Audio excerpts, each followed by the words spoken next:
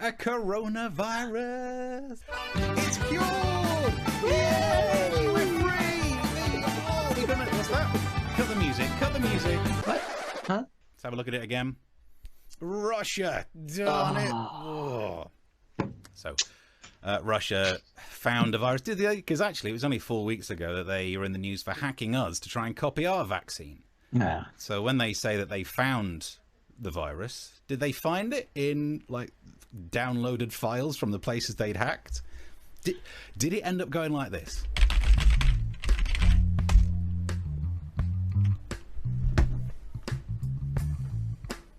Hello, Vladimir. It's Sergey.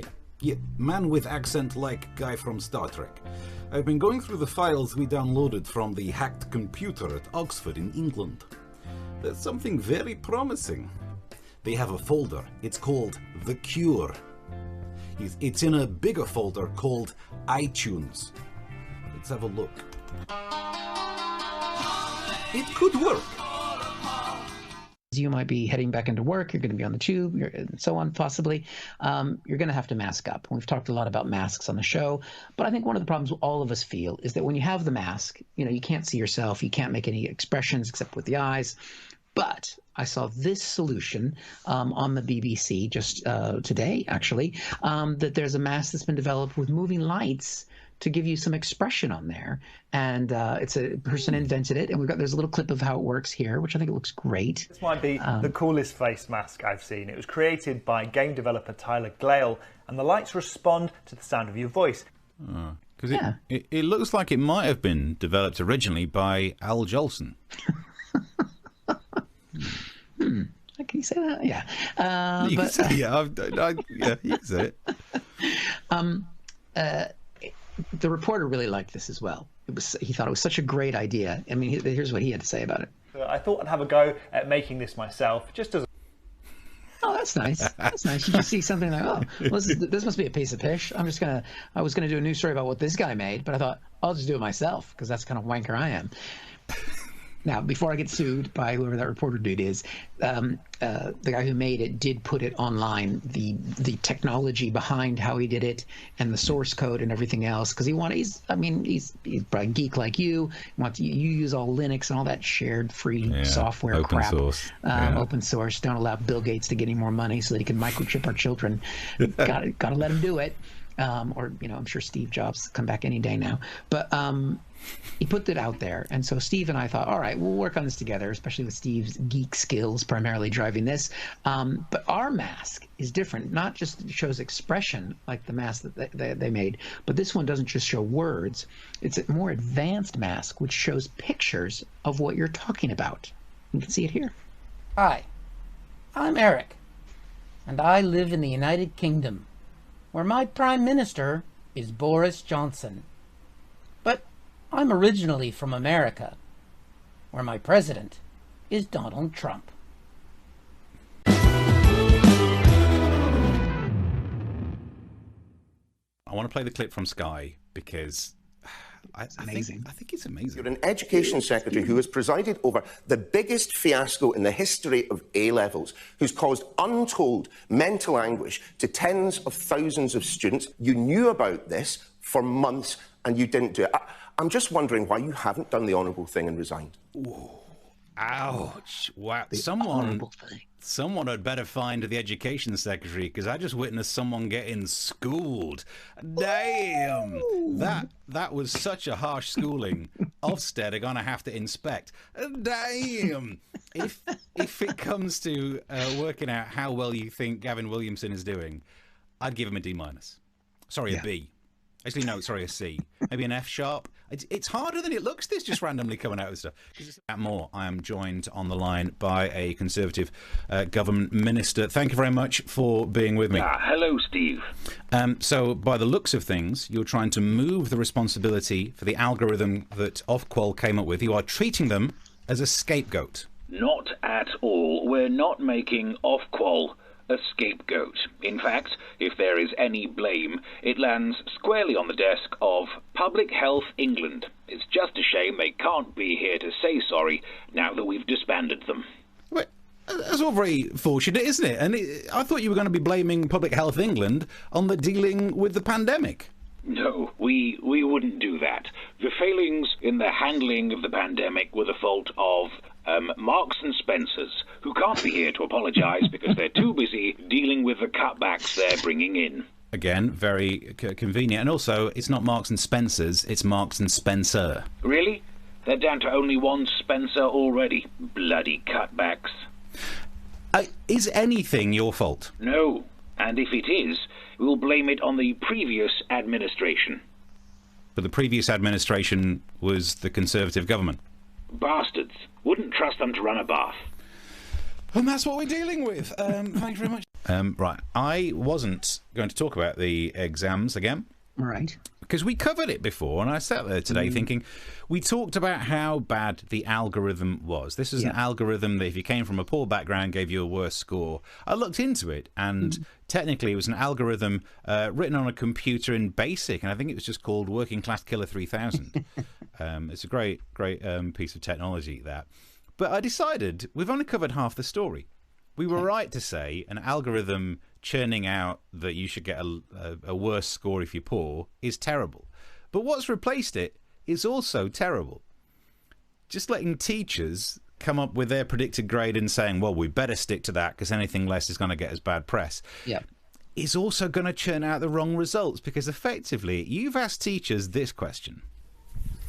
Hello, speaking. Yes, I teach that class. So you'd like me to suggest which grades they would get, thereby implying how well I taught them? Well, settle down. This is about to sound like two Scousers arguing A, A, A, A, A, A, A, A.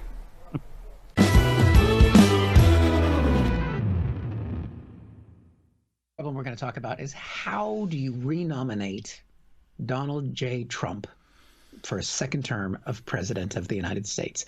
Now, Steve, I know you're newsy, you follow politics. I don't know how much you follow convention politics, the nomination process. Not so much. No, I just, skip to the end. Okay. Well, one of the things you have to do is called the roll call of the states and territories as they put their votes forward to renominate a candidate. And it's always kind of hokey and silly and everything else, but it's also a little bit of kind of kitsch Americana because they go around to all of the states and territories and each of them put forward their votes to nominate the president. They did this for the Democrats this week, but then the Republicans did it this week. And we got a little sample of it here. Here's the first one. I come from the great state of Montana. It's often been called the Big Sky Country, the Treasure State, and the last best place.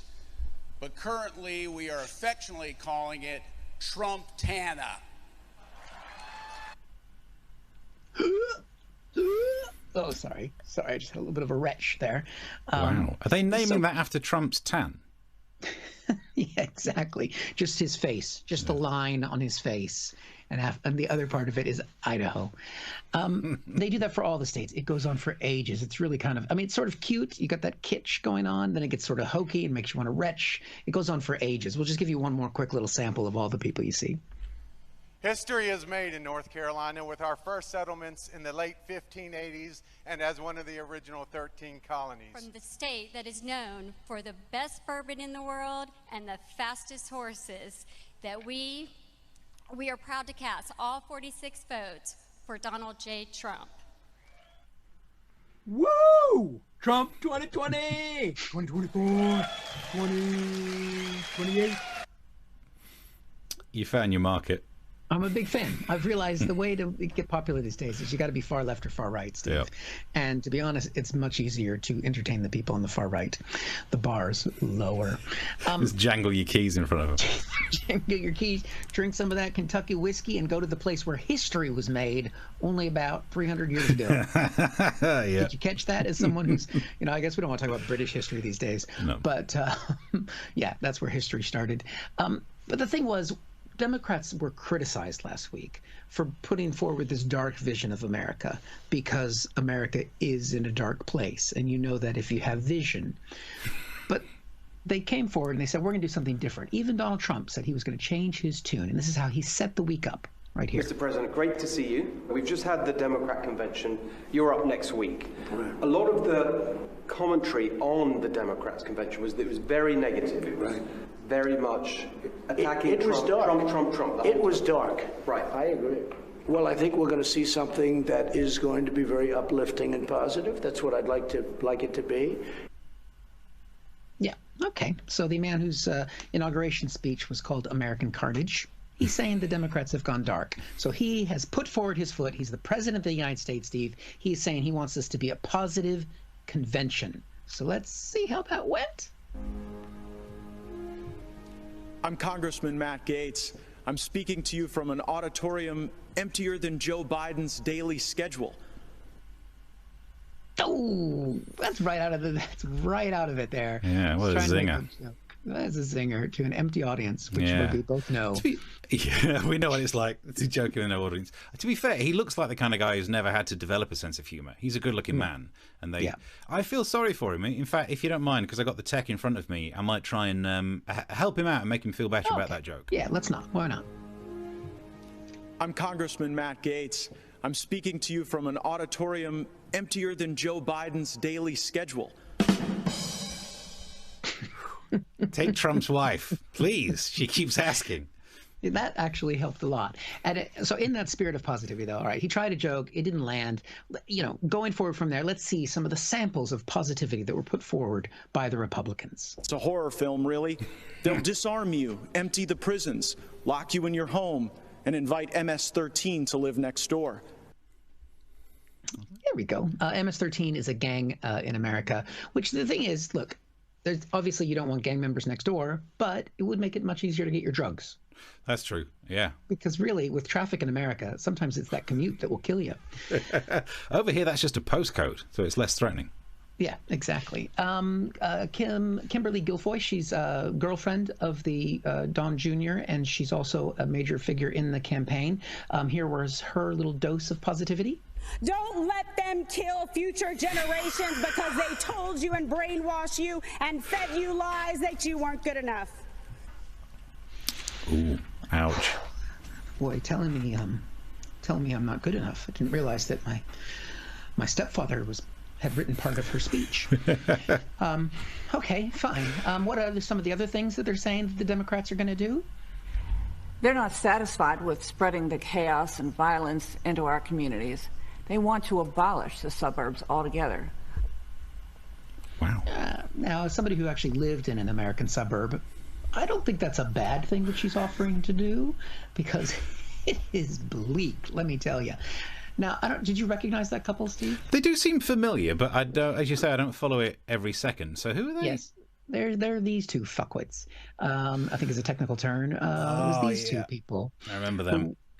Who had some people who were trying to get to the mayor's house in St. Louis and lived in their private gated community. And when the protesters came through, they came out in their bare feet like that. Yeah, he's got a gun that really makes up for the pink shirt that he's wearing. But because I didn't remember at the time, I don't think we talked about this, but I've realised she is James Bond, because not only does that look as small as a wall for PPK, but if you look at her face, not the hair, just the face, that is Daniel Craig.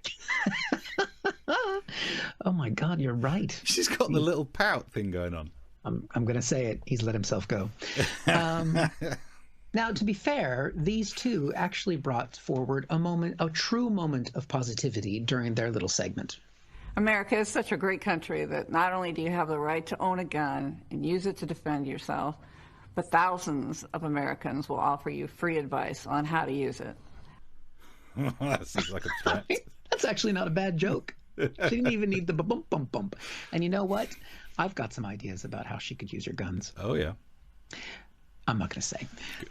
One of the key speakers was Don Jr., the president's son. And here's his flavor of positivity that he brought to the speech. Anarchists have been flooding our streets. People of faith are under attack, now coming for our freedom of speech. You're not allowed to go to church. Biden also wants to bring in more illegal immigrants to take jobs from American citizens, crush the working man and woman. The worst trade deals in the history of the planet. But mass chaos in the streets gets a pass. He's already talking about shutting the country down again. It's madness.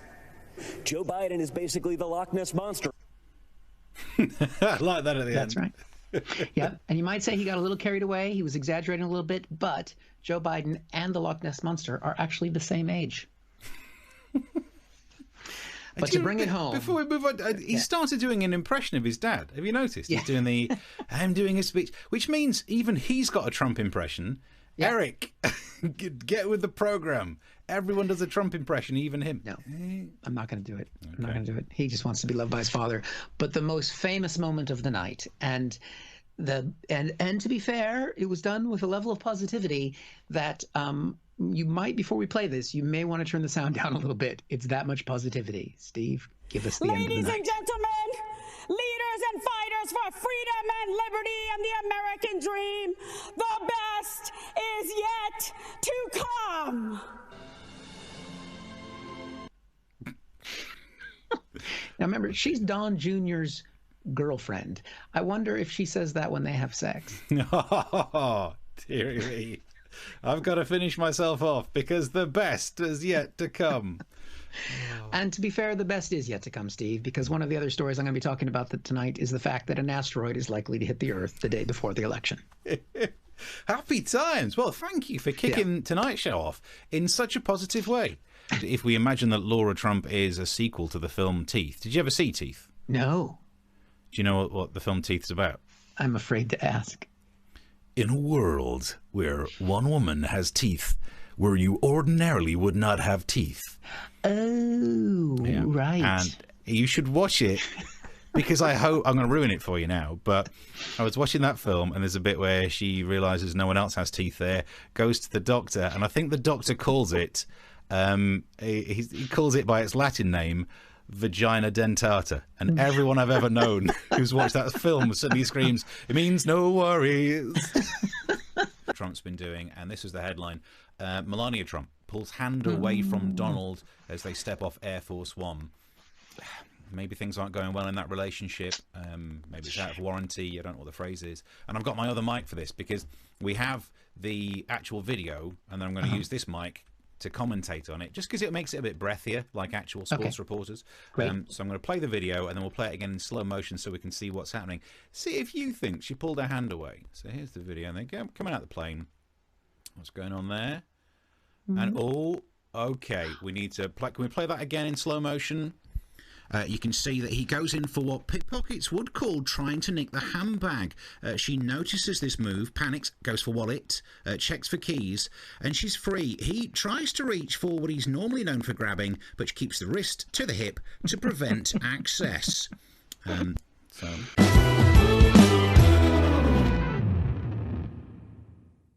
that is the story of how to do the sex during the coronavirus. And this is the story he sent. Sex and coronavirus, how to have it safely. I guess that's sex, not have coronavirus safely. It's an odd way of phrasing it. But look, it's BBC News. It's Newsbeat for the kids. Again, bit weird. But it's on the BBC website. And that makes sense because if ever I want anything to do with more interesting sex tips, I always search for BBC. Anyway, and let's go through the article that Keith sent me just to see if we can learn something about. And this is similar to what you did, Eric, ages ago. There was one about how to have sex in New York. Oh, yeah. And that was early. That was like episode 9 or something. So finally, the UK has caught up. And this is the Terence Higgins Trust has published advice to avoid kissing, wear a face covering and choose positions that aren't face-to-face. And it says, it may sound tough. It may sound better. You're kidding me, are you? You get out of kissing and you can still watch the telly at the same time. This is good stuff. The article then says, the best sexual partner during a pandemic is yourself. Let me stop you right there. Yeah, it is. Thank you, Terence Higgins Trust. I deserve the credit. Or someone you live with, which means that's going to be bad news for some mums and dads. I knew you should have moved out by now. So that's going to be an awkward conversation that some people are having. Then it goes on to say, masturbation, using sex toys, or participating in phone sex is the safest option. And do you know what? I think phone sex is the good option. And some people might not find it appealing. I think you just have to try more. Like earlier on, I managed to have some phone sex. Oh, yeah. No, I like it. Yeah. Take it off. Yeah? Take it off. And what else? Take that off too. Yeah. And take that off too. Yeah, take it off, yeah. What's that? That leaves me with a plain margarita. Okay, brilliant. I got my card. It's Wuhan, where it all kicked off. Thousands attend a pool party. This is how lax the restrictions are there. There's a pool party. Now, everyone's like, oh, it's disgraceful. Bear in mind, they've not had a case for months, but also they've not reported a case for months. So we've got the footage of the actual pool party. See how comfortable you'd be. Let's check out issues. In fact, let's watch it now. We can see the social distancing. Look how packed together they are. Look at the people on the stage. This DJ, she's not wearing gloves, no mask. She doesn't have headphones on. I don't know if that helps. And here's my favourite bit. Listen to the guy on the microphone. Would this worry you? Here we go. Achoo! Yeah, might have added that in. But it's so difficult, isn't it? Because in theory, you should be like, it's fine. Technically, there's no... It feels almost like it's a prejudice to panic because it's Wuhan. But at the same time, maybe you shouldn't go to any pool party anywhere. It's a bit like human soup. If you're going to catch something... I mean, in the old days when I was growing up, you go near a pool, you used to have to walk through a Veruca bath. So, and I pronounce it bath. And that is why I'm not getting on at life. But if you received a phone call inviting you to that pool party, I think it might go a bit like this. Davey Dave, how you doing? Yeah, good times, good times. What can I do you for? Pool party? Yeah, where is it? Wuhan. I think I'm washing my hair. Yeah, sorry. What's that? My hair will get washed at a pool party? Yeah, I suppose it will. All right. Count me in. independent watchdog Transport Focus, who say that people are going to be working differently, so the train companies have to sell us different types of tickets. But we're talking about working from home, which means we're going to get conversations like this. Hello, Trainline Helpline, how can I help? Hi, yeah, I was looking to renew my season ticket, but I realised it's not really appropriate for where I'll be working in the future, you know? Okay, where will you be working? Mainly I'll be working from home. So you're looking for a train ticket that takes you to your own home? Yeah. Well, the good news is, sir, we already do a train ticket like that. Oh, yeah? It's called a return.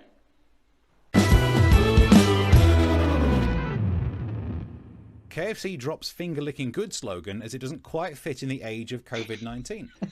And this is an actual picture. They've released this picture of their logo. But the problem is, by blurring it out, it's like bleeping words. It makes you think it must be a swear word underneath it. They should have gone the other way. Why didn't they listen to the emails I've been sending them that said, just change your logo to this? It's finger washing good. Nice. And then all of a sudden, you're on the right side of history. I've worked recently with Skittles. Taste the rainbow. We've added an asterisk. And if you look down the bottom for the small print, please wipe the rainbow first. And my favourite brand that I've worked with, because, look, their imagery of their logo caused some problems. And I thought the only thing you can do is change your slogan. So we've gone with Nokia, infecting people. I understand their logic. If you are going to click send when you've finished typing, you don't need a full stop. But then the result should be Generation Z say, oh, I feel like you don't need full stops. Not, oh, I'm intimidated by it. Why bring emotion into it? Because then you get to be the victim of punctuation. And it means at some point, someone at work will have to have a meeting that goes like this. Well, thank you for coming to this HR meeting. Jonathan, I'm afraid we've had some complaints about your behaviour. Simon, I wonder if you'd like to explain. Sometimes when you talk to me, I find it really aggressive. I'm not aggressive. Oh, he's been mean to me again. What have I done? Thank you. I don't understand. Oh, he's doing it again. Simon, I wonder if you could explain exactly how Jonathan is upsetting you. When you finish sentences, it means you'd be using a full stop, and I just find full stops really triggering. Full stops aren't aggressive, it's just a part of speech. It just did too! No, the one in the middle was a semicolon. I don't really know how you use those. Yeah. You know, I just... Oh! Now what? You abandoned the sentence, and that would be an ellipsis. That's 3 dots. No, I'm sorry, but sentences end. It's not aggressive, it's not shutting you down, it's not attacking you, it's just language, period. Stuntman proposed to his girlfriend while on fire. If that's what you do, then I guess you really could say, you've kept the spark alive.